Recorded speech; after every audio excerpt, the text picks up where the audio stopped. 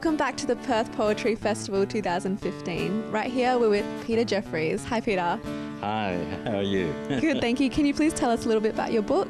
Oh, definitely. Well, many years ago, I had a very thin book. That's what most poets do. They have a slim volume of verse. It was called Scapes. And then for many years, I worked alongside your beloved leader, Tibor Mazaris, at Community Television Perth in those days, and now, of course, you people, WTV 44. And in that time, of course, I slipped away from poetry. But every year, I would write a few bits of verse. And I decided in 60 years after I first put out a pen to make a book. And it was true to poetry in my fashion.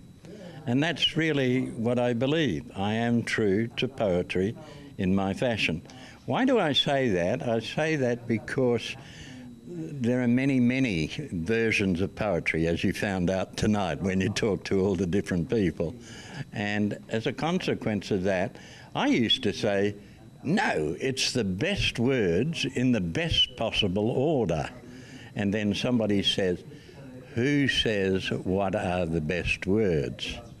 So I went back to an earlier thing, which was called poesis, and that means the making, the patterning of words. And that's, after all, what poetry is. It's patterning.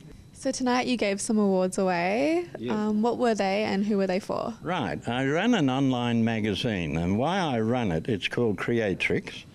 It gives more opportunities for poets to see their poems and circulate. We even have a rule that if you've been published elsewhere, but you would like to try your poem out again, so long as you acknowledge when and where it came from, you can do that. Now, take the ordinary magazine, that you buy over the counter. You might get 10 poems in it. 10 times 4, 40, all right? My way, we publish 60 each issue. 60 times 4, 240. So that is what? Nearly 600% more poems are out there in the world, out there earning their pay. Yeah. And that's roughly what Creatrix Online is. So, given that there are 240 poems, but we have to find a prize, we pick 5 out of each quarterly. So that's 20, and then we have to trim that down to 6. And I use a panel of very different judges than the people that have helped me put Creatrix together. So here we are with Angelinas Paintings behind us on the wall, which is so beautiful. Can you please tell us about one or two, what your favourite ones are and why you painted it? Okay, like I mentioned earlier, it was about explosion of love, and I have poems that are written about it. So here you can see that this is one line from a poem. You throw me into blissful flames with your lips soft as marshmallow, and then the same poem goes into another painting where I love like there is no end because your love is in me. So they're all about desires and love. Yeah, how love is so amazing that sometimes you just have a heart that is without a fee. Like here I put it in a poem, a line from a poem, like my heart is yours without a fee. Yeah. Is there a spiritual connection with these paintings? And I think a lot of things are spiritual. Like love is a spiritual thing as well as it's a physical. So you can see that like lips, they're very physical. But then the heart is a physical thing, but as well as a spiritual, like connection. Yeah. So they're all about connection, mental, physical, spiritual. Yeah. So how did you paint these? Like what did you use? What kind of paints and brushes? Well, I use all my paintings. I use acrylic to pen them. They're canvas. And then I was a bit inspired by the Australian Aboriginal dotted techniques. If you can see in my paintings, they have dots. Yeah. So yeah, I was quite inspired by the Aboriginal techniques. Yeah. I thought it'd be good to explore it in a modern way by displaying it in Australia. Yeah. They're beautiful. Thank you. So I'm aware that you're 21. So at what age did you start writing poems? I started writing at a fairly young age. I sort of, obviously everyone does poetry in primary school and such, but I really started writing my own stuff of my own accord around, 11 or, 12. And that was sort of influenced a lot by just events that were happening in my life and the need to have a release of things I was feeling and thinking. Yeah. I'm aware that a lot of your topics of your poems are about mental health. Where did that come from and how did you try to voice that message? I sort of, like I said, had events in my life. So around the age of 12, I was diagnosed with depression, and my release for that was writing poetry. So obviously from there, a lot of my poems have begun to feature my past experiences as a young kid growing up with depression, and that's grown into me wanting to help other people, because I found that although poetry helped me, I felt like that was just me trying to help myself, and I think it's really important to have other people helping other people out there. So I write a lot about mental illness and abuse and domestic violence and stuff like that, sort of as a means hoping to help people who otherwise might not realise that they're not alone, that there is help out there. What's your writing style when you write your poems? I sort of developed my own style. I studied a little bit of poetry, in primary school, but I never really went that far into thinking of the different styles and stuff, and I sort of developed it on my own through I wrote a poem one day and I sort of liked the style. I was pretty angry that day, so I just sort of rambled in my poem, and I've sort of developed this ranting style in my poems, I guess, and I discovered recently through the Australian Poetry Slam that it's called slam poetry, and that's just a style where it's sort of free-form spoken word. So I guess it's slam poetry, but it's sort of taken on its own style, I guess. So how did you find WA Poetry Inc., or how did they find you?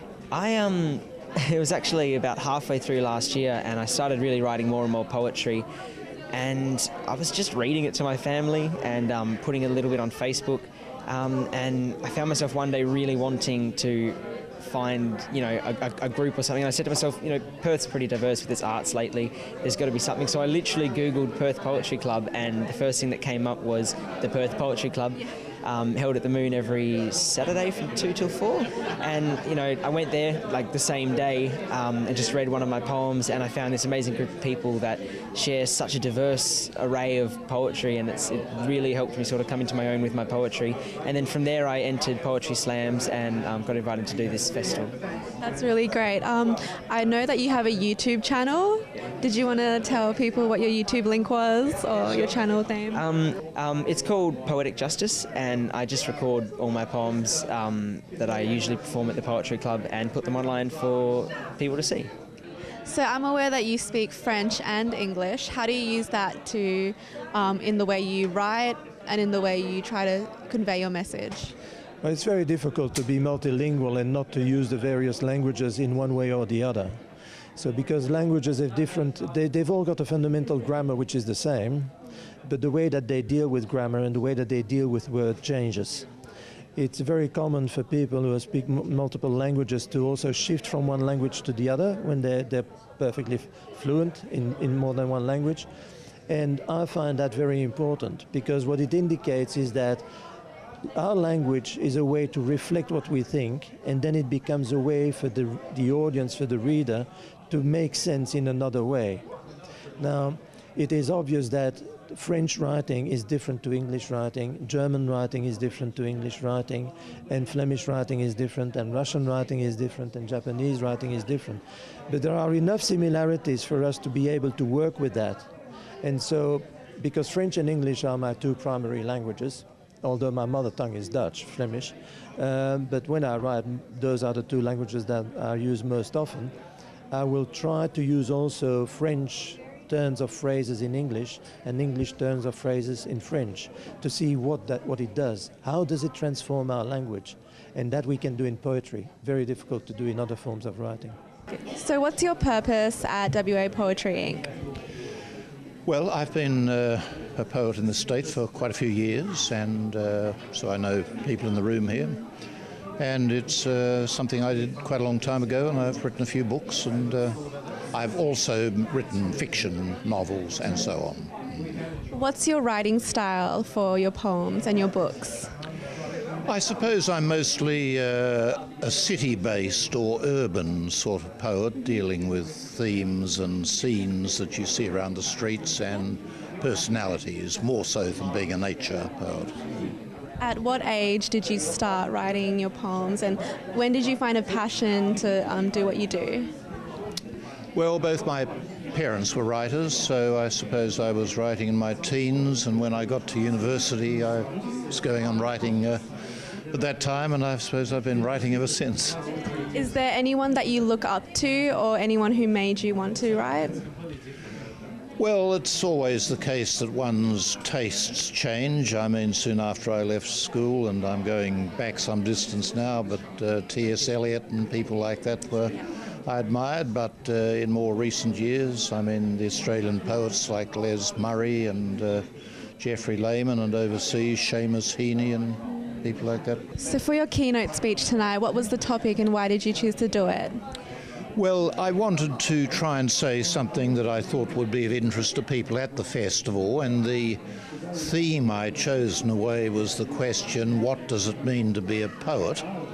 And I suggested that most poets have a duality in their nature, that on the one hand they're a kind of aerial voyager or observer who sees the entire scene, but on the other hand there's always the sense of the fraught outsider, someone who's at one remove from many of the activities in society and what is being done, and it's the conjunction of these two things which often produces the best poetry.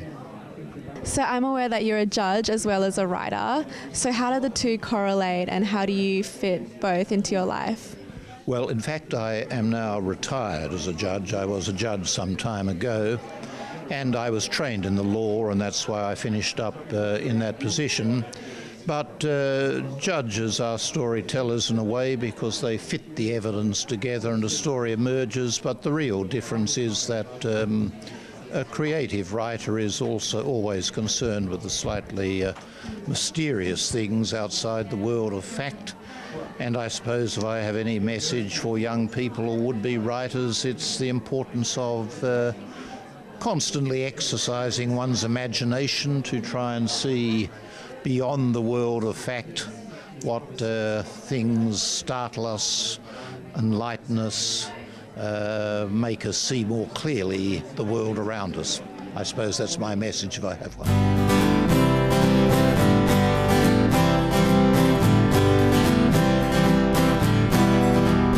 Thanks for visiting the 2015 Perth Poetry Festival with me. Stay tuned this same time next week at Perth City Talks. Bye! Bursting at the seams now, all because of you.